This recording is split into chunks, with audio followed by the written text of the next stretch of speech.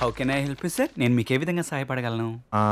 రంగులు మారే చొక్కాలు ఉన్నాయి కదమ్మా, అవి తీసి చూపించు. సారీ సార్, అలాంటివి మా దగ్గర లేవే. లేకపోవడం ఏంటి?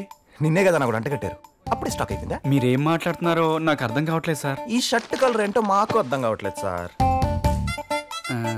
చూసించాలరా, ఆ కలర్ ఏంటో చెప్పు. బ్లూ. ట్రూ, నాకు కూడా ఇదే కలర్ లో కనబడింది, కానీ బయటికి వెళ్ళి చూసాకే దాని బండారం బయటపడింది. ఏమైంది సార్? ఏం అవడం ఏంట్రా, ఇక్కడ ఒక కలర్ లో కనిపిస్తుంది, బయటికి వెళ్ళి చూస్తే ఇంకో కలర్ కి మారిపోద్ది. ఇది కూడా ఒక రకంగా చీటింగ్ తెలుసా? తీరా నీ Aadhaar card, ID card, ration card అన్ని బయటికి. ఇవాళ నువ్వా నేనో తెలుసుకుందాం. తీ.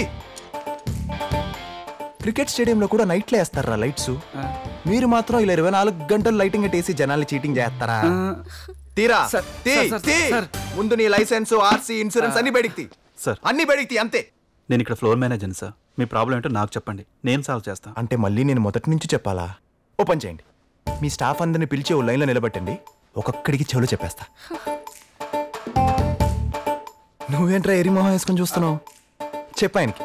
హలో మాస్టరు, నన్నేం చూస్తారు కానీ మీ పని చూసుకోండి.